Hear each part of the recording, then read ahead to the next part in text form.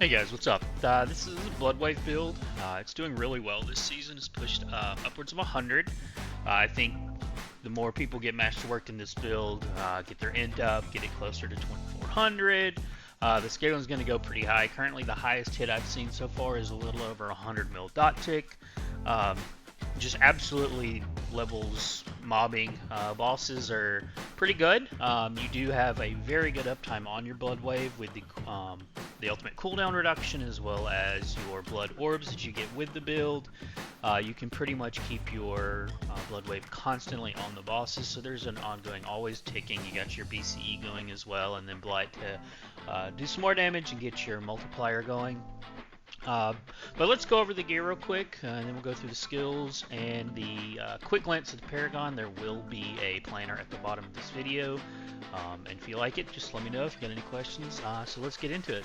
All right, for the helmet, I've slotted in int, lucky hit chance, and cooldown reduction. The lucky hit chance is not needed. My gear is not ideal.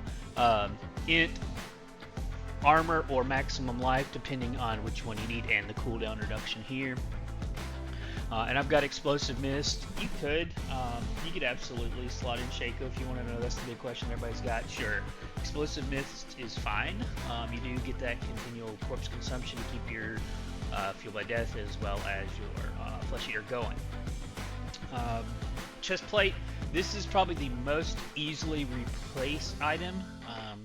The Embalmer really doesn't do that much. You've got a great uptime on your blood wave as it is, so it's really not that important.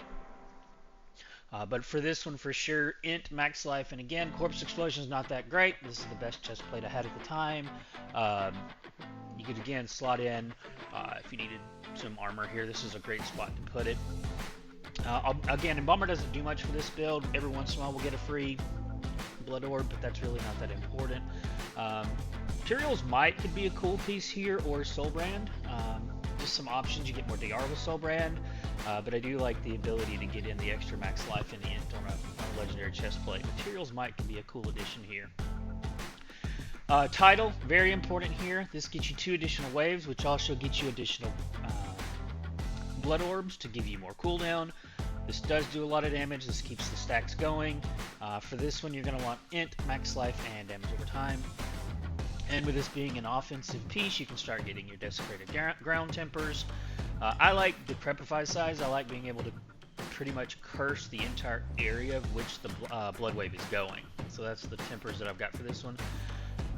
For the leggings, int, max life, and armor again here. Trying to avoid having to slot in too many. I have an extra skull here, so it really doesn't matter, but not trying to use too many of our other slots for armor, but the legs are a good place to have that.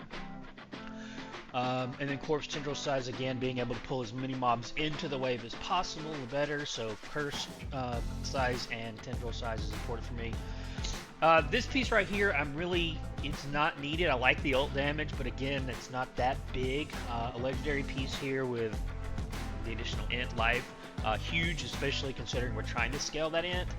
So this piece, again, is the best piece I had at the time when I put this together. So I think more than likely I would prefer a legendary here with int, movement speed, and max life.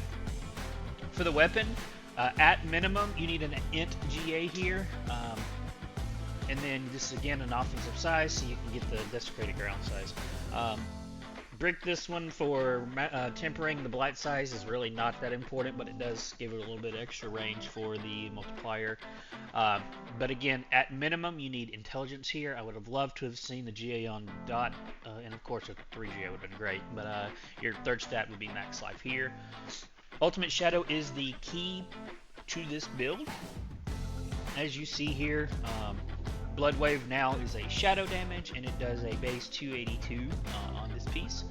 So this is the pinnacle of this build. It's what creates all the dots. This is if you don't have this, you can't run this build.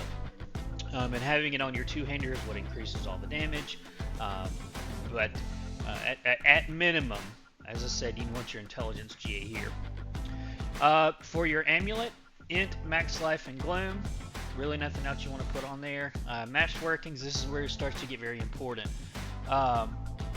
You want the ultimate cooldown on all 3 of your rings and amulet. And then you can slot in your damage over time or your desecrated ground, whichever one you roll. Desecrated rolls higher. In my case, I missed some tempers, and it is what it is. But your ideal would be ultimate cooldown and desecration damage. I put Blighted on the amulet. You want that a high uptime on the 180% multiplier. For your rings, intelligence, max life, and damage over time. Fast blood is what gets your blood orbs reducing your cooldown. It's important to have a pretty good one there to keep your blood wave active. Loop of the Damned, this is huge. It's another 50% multiplier for having a curse, and you are always cursing mobs with your Decrepify. Again, max life damage here, ultimate cooldown, and desecration would be ideal. Alright, Book of the Dead is going to be Reaper sacrificed for the shadow damage, Cold for the increased vulnerable damage, and Blood for the max life. For your abilities, got to put 2 points into Reap here just to get to your next one. Blight, you're going to take Blight, Enhanced, and then the Supernatural so that you get the 20% multiplier. 3 into Hued Flesh, you want to keep as many corpses up so you can keep your Flesh Eater and Fueled by Death going. Blood Mist to create corpses, so you'll take those 3 points. As you saw on my chest plate, I actually have a lot of contribution from my chest plates. You really only need 1 here just to get the Bloody Corpse Explosion. You'll take 1 into Grim Harvest. Doesn't really do much for this build, but it's a prerequisite to get Fueled by Death, which is a huge multiplier for this build. I always take 3 into pretty much every build because I like movement speed. Into Death's Approach, 3 into Death's Embrace to give you that again. Close damage, and you are close most of the time with Blood Wave. 3 into Amp damage for more amplified for the curse. And then Abort Decrepify to keep as much cooldowns as you can on your Blood Mist and your Blood Wave. 1 into Tendrils, 1 into Enhanced, 1 into the Vulnerable Tendrils.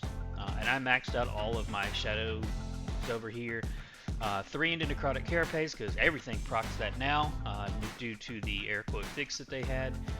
Blood Wave, you're going to go all the way down to Prime, and then you're going to get the Supreme, where you get the Blood Wave, which means every time you cast Blood Wave, you get 9 Blood Orbs.